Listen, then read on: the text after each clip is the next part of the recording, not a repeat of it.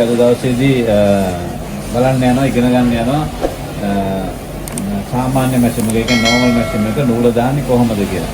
මොකද ඒ නූල හරියට දැම්මේ නැති වුනහම නොඑක් ප්‍රශ්න ඇති වෙනවා මැෂින් එකේ. ඒ කියන්නේ නූල් බුරුල් වෙනවා නොඑක් ප්‍රශ්න ඇති වෙනවා. නූල් කැඩෙනවා. ඒ වගේ දේවල් සිද්ධ වෙනවා. ඒක නිසා අපි අද බලමු නිවැරදි ආකාරයට කොහොමද නූල දාන්නේ කියලා. පළවෙනුව තෙත් ස්ටෑන්ඩ් එක. එහෙම නැත්නම් නූල් රඳවනේ. ඒ නූල් රඳවනේ ඒ නිවැරදි ආකාරයෙන් නූල දාගත යුතුයි. ඊට පස්සේ දෙවෙනුව මෙතන මේ පේනවා මේ හිල් තුනක් තියෙනවා. මේ හිල් තුන තියෙන හේතුව තමයි නූල් එනකොට සමහර නූල් වර්ග තියෙනවා මේ එනකොට මේම නූල් නිකන් රැලි වගේ මේ වගේ ගැටයක් ඇති වෙනවා. ඉතින් ඒක වළක්වා ගන්න ඒක මෙතනදි දිගෑරෙන්න තමයි මේ නූල දාන්නේ මේ හිල් තුනෙන්ම දාන්නේ. ඒක ඒ සිදුරු තුනෙන්ම දැම්මාට පස්සේ ඒකේ මේ ගැටයක් ආවොත් ඒ ගැටේ මෙතෙන්දි ලිහිනවා.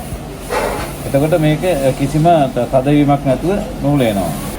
ඒ වගේම විශේෂ කාර්යයක් සිද්ධ වෙනවා. මේක කියන්නේ ෆ්‍රී ටෙන්ෂන් එක කියලා. මොකද මෙතනින් තමයි තීරණය වෙන්නේ නූල කපන ප්‍රමාණය අපි දිග අඩු වැඩි කරගන්නේ මේක බුරුල් තද කිරීම තුළින් තමයි. මේ මෙතනත් නූල හරියටම දා ගන්න ඕනේ නැත්නම් නූල් පැටලෙන්න ප්‍රශ්න ඇති වෙන ඉඩ තියෙනවා. ඊට පස්සේ මෙතනින් මෙහෙම දැම්මා. ඒක මෙතනින් පල්ලෙහාට දානවා. මෙතනින් පල්ලෙහාට දාලා ඊට පස්සේ මේක පල්ලෙහාටම ගේනවා.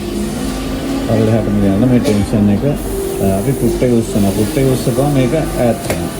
ඒක ඈත් වෙනකොට නූල දාගන්න ලේසියි. ඊට පස්සේ මම දාලා මේ විශේෂයෙන් දාන්න ඕනේ මේ ටේක් අප් ස්ප්‍රින් එක කියන්නේ මේක නූල අර ගුරුල් වෙන එක. ඒ කියන්නේ නූල අර යම් අවස්ථාවකදී අපි මේ හදවීම කියන්නේ දුර්ලභම තියෙන යම් කොටසක් තද කරගෙන තියාගන්න තමයි මේ ටේක් අප් ස්ප්‍රින් එක තියෙන්නේ. ඊට පස්සේ නැවත මෙතනින් ආයත කරලා ඊට පස්සේ මේ ටේක් අප් ලිවර් එක මේ ටේක් අප් ලිවර් එකෙන් දාන්න මේකෙන් අනිවාර්යයෙන්ම දාන්න ඕනේ නේද.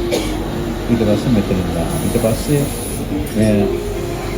මෙතනින් දාලා මෙතන ඊට පස්සේ ආයෙ තියෙනවා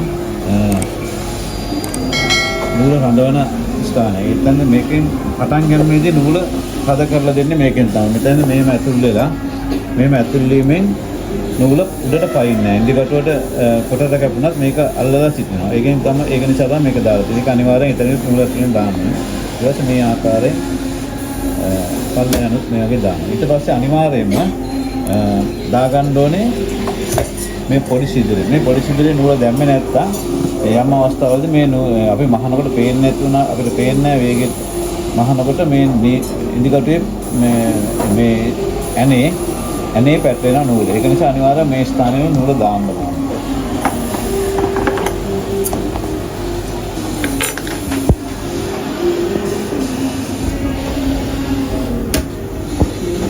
ඊට පස්සේ නීඩල් එකේ හැමතිස්සෙම මේ දිග කාණුව වගේ තියෙන පැත්ත.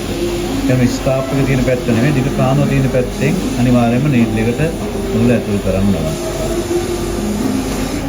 ඊට පස්සේ අපි බලනවා බොබින් එකේ කොහොමද නූල තියෙන්නේ කියලා. බොබින් එකට නූල් දාන එකත් ඉතාමත්ම වැදගත්. බොබින් එකට නූල් දානකොට හැමතිස්සෙම අපි දාන්නේ අපි බොබින් එක අපි නූල් දැන් මේ පැත්තට දාමම නූල ඇදෙන පැත්තටම මේක කැරකෙන්නේ. මේ පැත්තට ඇදෙන එක වැරදි. ඒක නූල බුරුල් වෙන්න ඉඩ තියෙනවා. ඒක නිසා හැමතිස්සෙම අපි විරුද්ධ පැත්තට දාන්නේ. නූල ඇදෙන්නේ මේ පැත්තට. අපි නූල අදින මේ පැත්තට බොබින් එක කැරගන්න ඕනේ නැත්නම් අනිත් පැත්තට. ඒ ආකාරයෙන් නූල අපි දානවා. මේකත් අඟලක් විතර ප්‍රමාණය තිබුණාම හොකට මෙතන නැත්තම් මේක ඇතුලේ ඉර වෙනවා නූල. ඊට පස්සේ අපි බොබින් එක නිවැරදිව දාගෙන ඊට පස්සේ අපි මහන්න ඉස්සෙල්ලා මේ පළවෙනි පාර නූල දානවා නම් මේ වගේ නීඩල් එකෙන් උඩට අරගෙන බලන්න ඕනේ නූල හරියට වැටලා තියෙනවා. මොකද බොබින් එකේ ෂටල් එක ඇතුලේ පැටලලා තිබුණා නූල ඇද්දාම එන්නේ නැහැ තද වෙලා තියෙනවා. මේ ආකාරයට මේක තද කරගෙන ඊට පස්සේ අනිවාර්යයෙන් මේ පුට් එක උස්සලා පුට් එක යටින් තියාගන්න ඕනේ මහන්න කරේ නූල. ඒ උන්නෝ කාර්යයට තමයි නූල දාන්නේ. ඊට පස්සේ තමයි කාර්යය කරන්නේ.